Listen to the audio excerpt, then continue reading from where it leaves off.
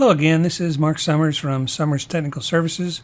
We're going to finish up our butterfly valve assembly by doing the assembly drawing based on our exploded view, and we'll add balloons and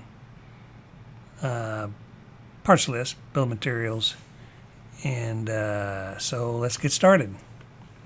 So here's our assembly model. We've created the exploded view. We can double click on that and activate it. So it's there, whether it's activated or not. So we'll start a new drawing, file new. We'll pick an appropriate size template. And the assembly model is open, so I can just double click on it and just do an isometric view and place it on the screen there. And we'll do a quick check to make sure that the drawing view is correct.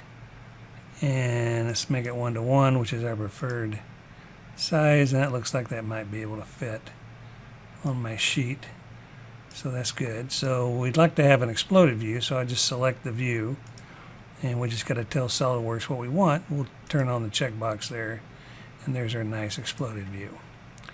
So now all that's needed to be done is add a parts list and add some balloons. We can do that quickly by going to Tables, Bill of Materials, select the drawing view. That's the only view I got. And I'll take all these default options, and then I'll place the bill of materials. It's that easy. And so this thing is kind of in the way here, and it looks like maybe I need to have a slightly smaller scale. It didn't quite fit, so we'll break our rule about a 1:1 scale. Maybe I should have used a D-size sheet, so I'll let you decide what's best. I'm going to go to, not that one, but right-click Properties, and maybe I'll make it a 3/4 scale. And that looks like that's going to fit nicer. And so you'll notice I've got all my descriptions on here. Whoops, we need to fix the font. So select the top left button, and we'll turn off the button that says Use Document Font, and we'll go find SolidWorks Roman D, and we'll do our same game where we make sure that these text lines don't wrap around. And that looks a little better. Then we might want to pull this in and maybe even pull these quantities over here. Whoop. Can we change this column? I think so. We just grab the column. Should be able to drag it where we want it. Make that a little narrower. More narrow. And we can even change these headers if we want. That looks like that fits a little better. Oop, not quite. This needs to be wider. I want to keep all these one-liner. And so it's taking longer than I'd hoped. There we go. Alright, so it turns out our design library is all read-only model, so we can't go in and change these descriptions.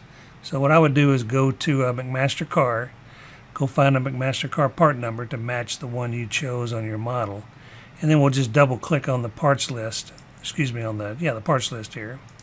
Double click on these entries, and we're going to break the link to the model basically, since we don't have access to the design library. And then we can just type in your part number from McMaster car here, and then also double click over here and give it a description and use the scheme we talked about in class to give it a good description for the 2 screws and the Woodruff key. And when you do that, you might be able to squeeze these down and turn this back into a 1:1 scale. And then don't forget to put the balloons on here. You just go to balloon, and we'll do these in order. There's item 1, and I don't need quantities on item 1 or item 2, but if I do these screws down here, I want to have a quantity, so I'll turn on the quantity checkbox, and I want those to look something like that. So you get the idea. So you can do those balloons. Make sure it's a one-to-one relationship. And we're going to put some notes up here. We don't need these material and finish notes, since all the material and finish notes will be on the individual part model drawings that we'll do later. So fill out the title block, fill out the revision block, and yep, that's it.